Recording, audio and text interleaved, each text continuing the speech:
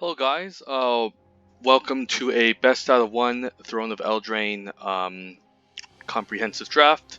This is Alan, let me begin.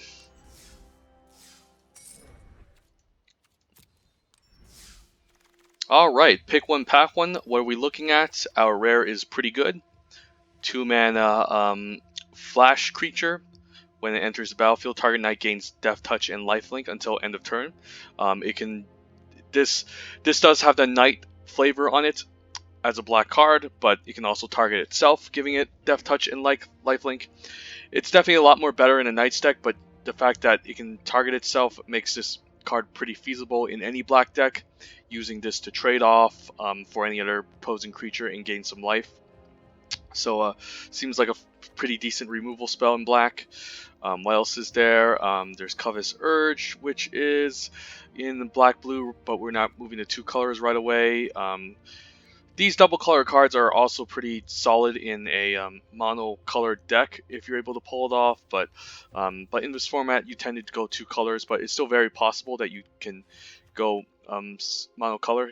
And definitely a really powerful but slow card, but don't think I'm going to take it here.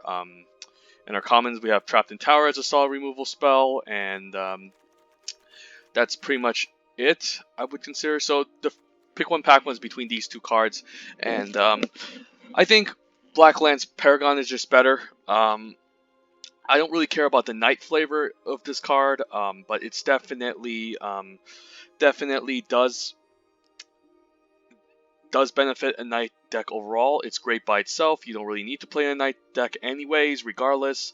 It's a nice instant speed flash removal trick that you can use to pretty much catch an opponent off guard. Trapped in Tower would be my second pick over this card. It's also a nice removal spell, but I think the flash ability of this is worth it, and the lifelink ability, and I do prefer black a little bit more than white in this format. This doesn't really tie me to an archetype right away due to the fact that it's a knight. That it's even though it's knight, doesn't tie me to an archetype right away. But does benefit archetypes, the knight archetype, regardless that if I'm in them or not. But yeah, definitely a very powerful card. I'm gonna choose over Trapped in Tower, and it's definitely better than Trapped in the Tower. So let's just take it here. Follow up with the Blacklands Paragon. What our options do we have? We have Turn and Pumpkin in case we want to move into a more black-blue Dimir mill deck. Definitely a solid bounce spell that allows you to draw a card, pretty decent value. There's an Edgewall Innkeeper, which is great in any adventure deck. White-green adventure, white-black adventure. Does take a little bit more build around, but if you're able to get this going, you can draw a bunch of cards, get ahead on your opponent, and gain tons of value. If we want to move into a black-green foods deck, there is a Savvy Hunter. It's in one of our colors in black. Yeah, it's definitely a solid, excellent card to go along with the Blacklands Paragon. The ability to, it's already in black. It does commit us heavily to black-green, however. But in that case, it's still really powerful. The ability to just attack and block and create fold 2 tokens, make it a nightmare for the opponent to do it. To attack into, or keep up blockers behind in order to trade this off before it gets a ton of value. The ability to sacrifice 2 foods and drawing a card is quite relevant as well, so definitely a great card. Looking at our commons, there's an Ardenvale Tactician if we want to move into Black-White Knights, which does synergize with the Blacklands Paragon. The rest of these other cards are the standout ones. There's a Festive Funeral in case I move into more of a black-blue controlling deck. I say black-blue because blue tends to have lots of instances and sorceries in the middle deck, which you can throw into the graveyard, and then this can be a fine removal spell in the late game. Then what else? I guess there's a Roilstone Acolyte in case I want to move into black-green, but it's not exciting compared to these two. So, the only cards I would pretty much consider are probably just these 4. Like, Festive Funeral keeps us in black, but it does take a little bit more work to get this going, and it's quite expensive. I think I would prefer Innkeeper and Savvy Hunter over the Arnivel Tactician. The Knight is a Knight. Arnivel Tactician is a Knight that can synergize with Black Lance Paragon, but the power level isn't comparable to these two. And I'd probably take these two over Turning the Pumpkin anyways. Turning Pumpkin does move us into a more black-blue mill deck. It does give us an option to move away from black and instead stick with the turn into a pumpkin. But that being said, these two cards are fine in the black-blue mill deck, but doesn't really define it in any way. I like the Savvy Hunter or the Edgewall Innkeeper because, again, Savvy Hunter does keep us in black. It does commit me to green more often, however, but it is very powerful, the fact that I can gain food tokens. Edgewall Innkeeper gives me more flexibility, however, over Savvy Hunter. It does move us into more of a black-green food archetype, but in case black doesn't work out, we can still stick with this powerful green card and build around it. This card's great for any other adventures deck, and it can really go off, especially in black-green, in blue-green, in white-green, and even green-red. So yeah, I think the most flexible, powerful card overall has to be the Edgewall Innkeeper. Doesn't tie us to a color right away. Still great with the Black Lance Paragon, the first pick, and can gain tons of value while you're ahead. So let's take it here. While you play adventures, my bad. And now what do we have? Ember of Shieldbreaker is not a bad card for knights. Believe it or not, the 1-mana ability to destroy the target artifact and then playing a 2/1 knight is pretty nice. Doesn't deal with enchantments, however, but having one of these is pretty nice in a red Knight's deck. And it pairs well with the Black Lance Paragon or the Edgewall Innkeeper in case we want to move into red-green. However, in red-green, we tend to want to be non-humans, so therefore this could be a bit of a nombo. Other cards, there's Outflank as a decent removal spell in a aggressive white Knights deck. Can pair well with the Black Lance Paragon or another red deck, whatnot, but you tend to want to be very aggressive with this and go wide. Can still be fine with the Edgewall Innkeeper. Definitely a solid card. What else is there in this pack? I guess there's an Out Muscle if you want to stick a little bit more with the Edgewall Innkeeper. Solid removal spell in green. You do need some creatures in order to cast this to get this going first, but if you do, you can take out an opponent's creature while growing your creature ahead by a +1/+1. So it's definitely very nice. So yeah, I think in this pack, given the first two picks, I think it's between these three cards. I think Out Muscle is worth speculating here, keeping us in green. We don't have to move into the rest of these two colors. Like these two cards will be fine, to be honest, because they somehow pair well with both of these other cards. But I mean, it does make things a little bit more difficult to draft. And usually in the beginning of the draft, you want to maybe try to find a primary color right away, a strategy, an archetype right off the bat, so you don't have to spend your whole entire pack 2 maybe deciding where to head to. So I think Out Muscle is solid here. I'm just going to take it. Right, so now what do we have in this pack that's great for us? Nothing really. Like, all these other cards are kind of like speculations. I don't think it's Shine Chaser because we are nowhere in white-blue. Shambling Suit can be an okay 3-drop if we have lots of food tokens, but we haven't picked up any. Merfolk's Secret Keeper, I guess, is an adventure in case I want to mill. Works better in black-blue mill because that's the archetype. But, I mean, it's actually pretty busted even in green-black, in green-blue, if you can pick up multiple of these. I guess there's a Toonvale Treefolk, which is a fine curved topper in green, which I don't mind. Pretty solid one, 4 mana, put 2/1/1 counters on the creature, and in late game you can play this as an expensive 6-drop. Also plays well with the Edgewall Innkeeper, can be fine in black-blue. In black-green, my bad. So yeah, if we take the red cards, we're kind of, giving up kind of on the Black Lance Paragon, moving into a more green, red, non-humans deck. I mean, the red cards aren't even that exciting, to be honest. They can pair well with the black and pair well with the green, but it doesn't really give us a direction. Same with the Merfolk's Secret Keeper. Like, if I take this, I might just abandon the green and just move into blue-black mill. I think, again, we just want to stay on color, keep things consistent. The Toonvale Treefolk is definitely a solid turf topper in green, so I'll take it here.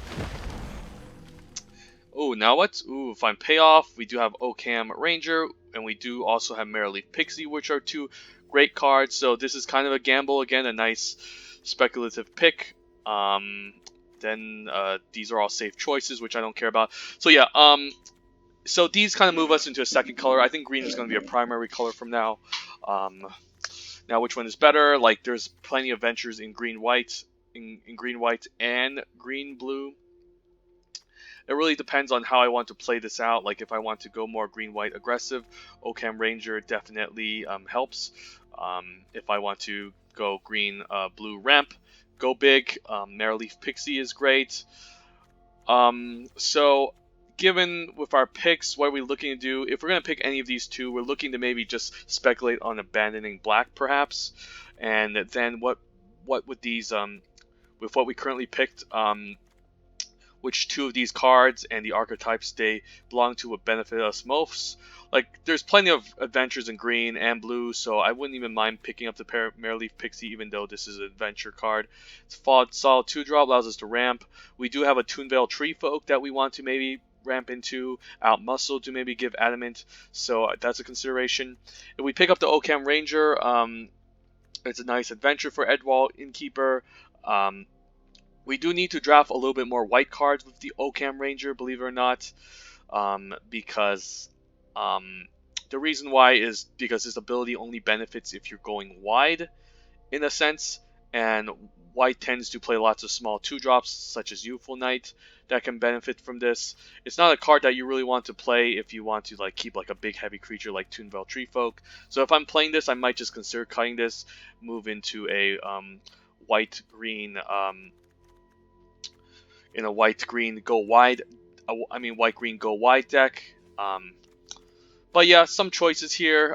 So yeah, which one do we prefer?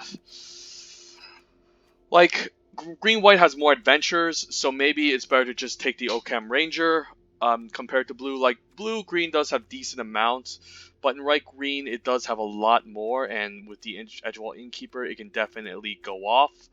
Merrileaf Rider, if I pick the Merrileaf Pixie, we're looking to go more big. Has a decent amount of creatures, but it works better with the Oak Out Muscle that we took early and Toonvale Treefolk as well.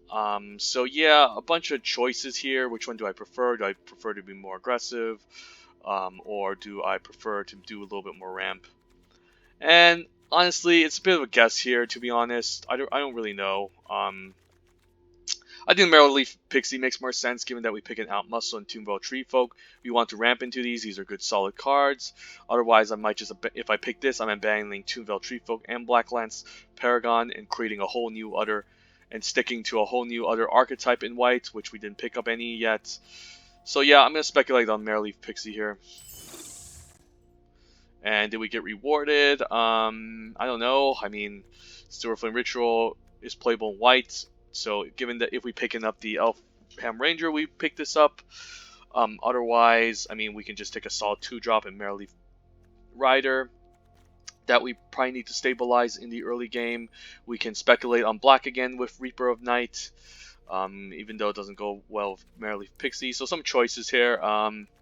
Again, I think we just want to keep ourselves in green. I would like to have a Merrileaf Rider as at least a 1 of 2-drop. These tend to wheel, and I tend to just want to play only one of these, even though it's an adventure and it works with Edgewall Innkeeper. Let's take the safe pick here. And now what? Bunch of mediocre cards. I guess there's an opt in case I want to be in blue. Find way to cantrip and get a card, but it's nothing special in any way. I guess there's a Gingerbread Cabin in case I move into green black, in case it can give me a food. Same argument for Ginger Brood. If you need food, you can just pick this up as a dumb 1-drop. That kind of gives you food, but at least this is a land, I think. And in black-green, you tend to not have any equipments or anything that you can buff the Ginger Brood by. Like, sure, it can hit him for 1 per turn, but it's not a big deal. I guess there's a Giant Skewer to speculate as well. For the food archetype, it's a little bit expensive, paying 2 mana to get this, but then playing 3 to buff a creature and maybe attacking it and getting it food is nice. But we currently don't have much food payoffs, so I think we can just take a safe Gingerbread Cabin for now. Okay, is this the deck where we chain a bunch of Merfolk Secret Keepers together? Maybe.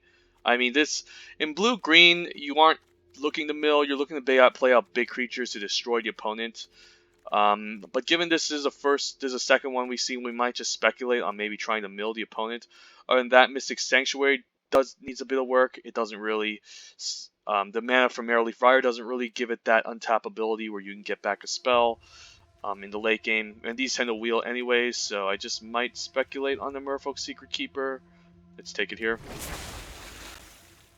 And there's a Forever Young in case I want to stick with black. Why not? Scalding Cauldron could be fine if in case I have don't have enough removal. As a fine one of Witching Well would be fine as well. But now what? Do we want to move into blue-green ramp, go big, or green-black foods, or just keep ourselves still open for now? I want to speculate on the Forever Young, maybe, because I do like Black Lens Paragon a lot. It's a fine removal spell and the body of lifelink. Merrily Friar's Pixie is fine too, but I don't think this is really a card you care too much about in blue-green. It's fine, it's an okay card, but I'd rather just play big creatures and ramp instead. So yeah, let's speculate on this Forever Young. And I guess Rosethorn Acolyte fits in any green deck, pretty solid, over pretty much a bunch of speculative picks here. And now what? I'm guessing Insatiable Appetite. Is there a possibility I move into green-white? I did pass off the Occam Ranger, which feels kind of bad, but Insatiable Appetite's okay too. It's not the worst thing, to be honest. Like, sometimes you can close out a game by sacrificing food and getting damage across, or you can use this as a way to get a nice trade. Like, I can see this being decent. Or I can just take the outflank. Nah, I think we are better off in a more black adventure, more green adventure, go big deck rather than go wide, given that we picked up Rosethorn and Tree Folk to ramp into. So yeah, I think the Insatiable Appetite makes more sense here. Now, a Felled Pheasant for the sideboard. Alright, so given our first pack one, what are we looking to do? We're looking for a second color, and I don't think we're going to go aggro. Like Rosethorn Acolyte is not something you want to play in aggro, same with Tree Folk. Muscle's a little bit too expensive. Sometimes the creatures don't have enough toughness in aggro to fight. So we're looking to do some ramping. So I'm really thinking we might end up in green-black or green-blue for the most part, but we'll see. Alright, and what do we open? Our green card. Once Upon a Time is okay. There was a card last set in M20 called Anticipation that did almost pretty much the same thing, to be honest. Like, it was a 2-mana instant speed ability where you did not actually have to reveal the card to your opponents. You could just look at the top 4 cards of your deck and pick one. This one has a bit of a problem. You do have to reveal the cards. There's an extra advantage of having an extra card to look on top of and paying this for free, but really I don't really think it matters too much in the beginning of the game. But you can only search out creature or land cards, so there's a problem with this. You can't really search out any removal spells, which you might need in case of an emergency situation.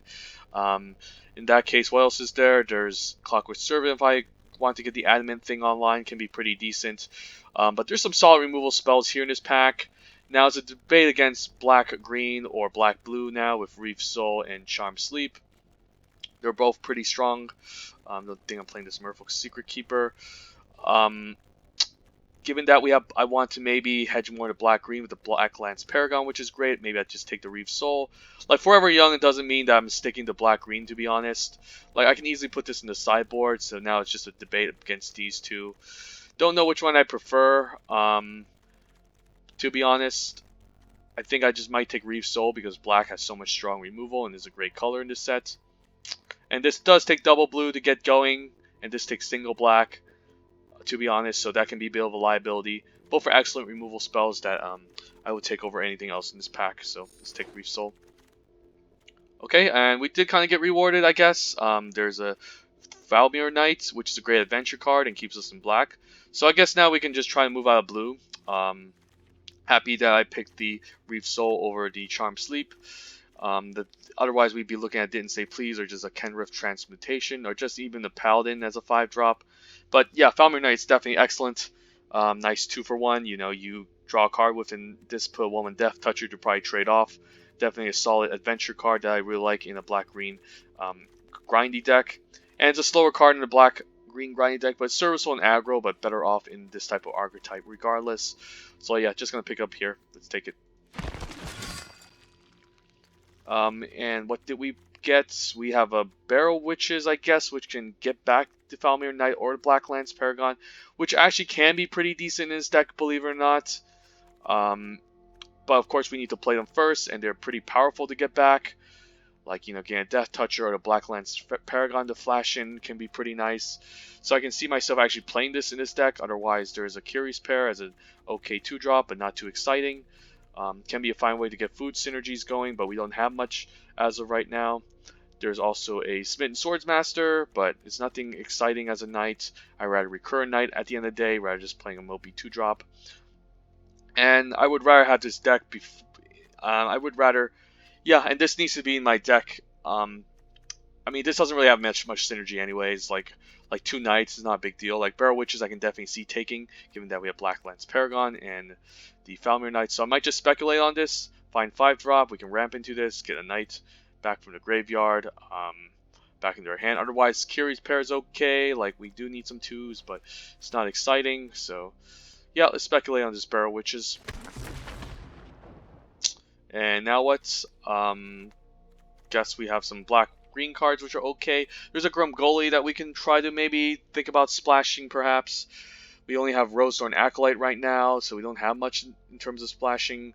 Like, we do have a good number of non-human creatures, I guess. Oh, we do have Human Warlock, Human Knights, Human Peasants, so maybe it's not that great. I don't think I'm splashing for Pixie ever, so I guess it's just between these two, Wicked Guardian and Sporecraft Spider. And I think the upside of Wicked Guardian might be a little bit higher just because it draws me a card. We do have some high toughness creatures like Rosethorn, maybe Barrel Witches, 2 Tree Folk, and I think that's pretty much it. So we need to do some prioritizing for some high toughness stuff before this can be good. So maybe we just take a Sporecraft Spider as a safer choice. It's a fine 3-drop in this deck. A nice card to play on 3 to stall out the opponent.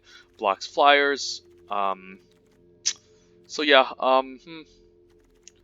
bit of an option here. Maybe we just keep our curve low. We could use another 3-drop to stall out. Choices, huh? Yeah, Wicked Guardian can get pretty bad if we don't get our 3 toughness creature and they end up killing it. This can't really shoot something down and draw us a card. So yeah, I think I like to have a Sporecraft Spider to stabilize the 3-drop slot before I take this. And if I do wield this and another one comes in, I will probably take it now that given that I have a Sporecraft Spider. But I want to stabilize with this card first, so let's take it. Now what's for us in this pack? Flaxen Intruder, how good is it? I mean, I guess it can be a fine adventure card for Edgewall Innkeeper, but the late game abilities only Graveview have the Lucky Clover. Otherwise, there's another Sporecraft Spire, which doesn't seem too exciting. We can take a Prophet of the Peak as a way to have another Dumb Curve Topper in the late game, but don't think I really care. I guess I can try to get a Flax Intruder as a way to draw with the Edgewall Innkeeper and cycle. It's not really exciting, to be honest. Like, I maybe pick up a Lucky Clover and this would be great. But other than that, I don't think I need a second Sporecraft Spider. Could be just overkill. Doesn't do much in the late game, to be honest. So yeah, let's speculate on a Flaxen Intruder. And another Forever Young, why not? Over what? Hedgewalker, which takes a bit of work to even get the counter. Yeah, let's try it. And our Barrel Witches, okay, to get back these knights. I might play 2 of them, we'll see. Might just go 1, depends on what else we pick up. We have a Gingerbread Cabin, I guess a Ginger Brute now is a dumb 1-drop attacker, can be fine. Nice food to sacrifice. We don't have much food sacrifice outlets yet that really benefit from this. But I mean, I guess it's worth taking. Like, I don't know if I've ever played double Gingerbread Cabin, because I hate playing tapped lands. 1 is fine, but 2 I don't really want to go overboard. Let's just take a Ginger Brute. Now, I guess we have Fell the Pheasant. We have that already. Maybe Tall's a Beanstalk, in case we don't have enough playables. Don't think I'm ever playing Eye Collector in this type of deck. Another Appetites. Alright, I think we're still in the right colors, even though blue was flowing a little bit more. That's a late... Oh no, that's just a Mystic Sanctuary. We did pick up some strong black cards, so it's not the worst thing. I mean, there was Falmir Knight that followed up, some Barrel Witches to get them back. So we do need a little bit more work on pack 3, but I think we can get there. So yep, let's go. Any food payoff cards? I guess we're just taking another Reef Soul here. There's Witch's Oven, but it's not too exciting. Pick one, pack one. It will probably just be the Reef Soul over the Acclaimed Contender, which is an okay card. So yeah, let's just take it here. And a Witch Stalker, happy to see that. Nice 4-drop, pretty powerful. Gets me a food token. I don't have much to stink in food, so maybe food isn't that important, even though we're in black-green. Otherwise, if this wasn't in the pack, what would I take? Maybe just another Acolyte, or take a Reaper tonight to get a nice late-game card to fly through an attack. But yeah, happy with the Fierce Witch Stalker here. Ooh, well, Beanstalker Giant is great. Do I take it over the removal spell? And I think I might... so we have 3 great choices here. We can take another removal spell, which we're kind of lacking at the moment. We do have Blacklands Paragon as somewhat of a removal spell. Falmir Knight as a decent way to block and get removal. In Double Reef Soul and maybe an Insatiable Apple type. So maybe we kind of do have kind of enough removal already. And there's a limitation to Reef Souls, only being able to take out creatures with power 3 or less. So any big creatures that go through aren't that great. I think Beanstalker might just have a little bit more value. Fetches out land, ramps us to our 5-drops, 6-drops, and can play out a big clunky creature in the late game to beat down on the opponent, which we could use another top end card, to be honest. Falmir Knight would possibly be decent too, but I'd probably take the removal spell over it just to ensure removal. But yeah, I think I like the Beanstalker Giant here. Ooh, Occam Habernsary is definitely great. Nice that green is flowing in this pack. Definitely going to pick that up. Solid 4-drop. Can cost 2 less if I'm playing against another green opposing creature. So this on turn 2 is pretty busted. Whenever it deals combat damage to a player, I just draw cards off of it. So yeah, let's just take it. Ooh, a Bacon in the Pie, great. That's what we're looking for. We need an instant speed card that kills pretty much anything, and that's a card for it. Otherwise, I'd just probably take a Reaper. But yeah, happy that this made it till now. So we're definitely in the right colors.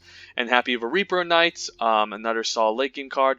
Camera Transmutation's okay, but it's not amazing. Like, sure, you play on a creature, you might nerf a big bomb the opponent has, or upgrade your own and draw a card.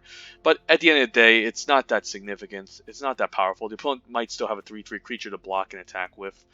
And, you know, the upgrade that you throw on a creature takes away their abilities. But so, yeah, easy Reaper. And maybe a Garen Break Squire because we have no 2-drops. I'm down with that. Another Forever Young. I guess there's a Return to Nature that can actually be playable in this format. Since there's lots of annoying enchantments and artifacts, especially in removal. We have 2 Forever Youngs, so there's no need to take another one. Yeah, let's speculate on a Return to Nature. And another Garen Break Squire over the Gingerbread. We don't have much food payoff, so I think Garen Break Squire can be another boring 2-drop that we can throw in there. It's not a great card, but at least it can get some. It can block in the early game and be a serviceable 2-drop in this deck. So let's take it here. Maybe a Giant Skewer, but we don't have any food synergies. Like, what is there? Like Mare Leaf Rider. This is the colors that you're looking to play food in, but we have nothing to pay off for it, so we can just abandon the food stuff anyways. So we don't really care about this, but in that, there's nothing else. Nothing else here. Okay, so it looks like we're just playing in a more blue-black grindy deck. I mean green-black grindy deck, my bad. The question is, do I play double Barrel Witches? Could be pretty nice. I mean, still a fine blocker if I don't retrieve any knights, and we're at 40 cards already. So let's consider some cards here. I do like the Falmir Knight and Edgewall Innkeeper. I'm keeping this. Flaxen Intruder can be cuttable. Like, I already have a 7-drop, a 6-drop, and Beanstalker Giant as a nice curve topper. And, you know, I think this is too expensive. It's an adventure for Edgewall Innkeeper, but I don't think I care. Even playing the Adventure Hat doesn't do much. I could try double Forever Young, might just be overkill. Maybe one is enough, to be honest. Giant Skewer is just a buff card that gives me food, but I have no food synergy, so that I can count that out. Memory Theft, is this fine? Maybe. Like, I could face against another Adventure opponent, and I can easily 2-for-1 them for this, so it might just be a consideration in replacement over Flaxen Intruder. There's an Insatiable Appetite, but we already have one. How much food synergy do we have? Like, Bacon Pie makes a food. Fierce Witch Doctor makes a food. And that's about it. So this card isn't that great, but it can be fine as a way to punch through or use as a combat trick.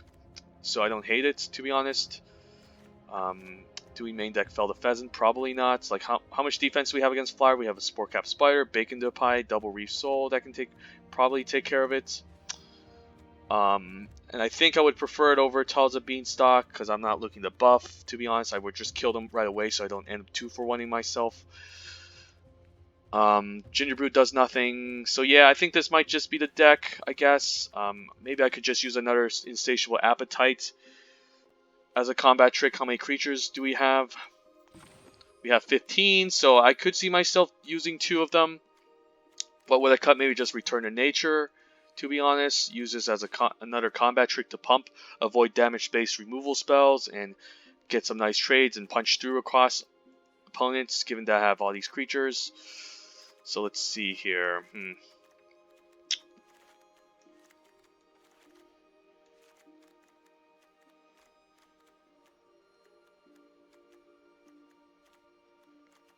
Like, I like the Double Barrel Witches because I think eventually this will be great to get back to Paragon as a removal spell and the Falmer Knight, or even the Merreleaf Rider if I need to. So I think I'm down for 2 of them. I think it's pretty solid. Now, Double Forever Young, how good is that? I mean, I have Barrel Witches to recur anyways. I just think I just need 1 to recur maybe some of these top end cards, and I can get away with them in the end, to be honest. I don't think I care too much. Flax Intruder, again, don't care. It's not really good as a creature, adventure creature, and the 7 mana is kind of too much for me, I think. Fell the Pheasant can be pretty decent. Is it better over Memory Theft? Probably. But maybe the opponent doesn't play many flyers, and this card isn't that great. I mean, it still could be a consideration. I mean, Return to Nature could still be a consideration.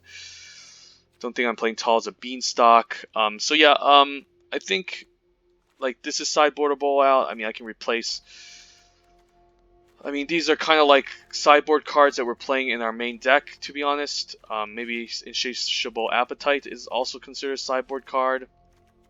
I think I need the 2s, even though they're kind of bad. I think the 3s are fine. I think this is pretty much our solid deck.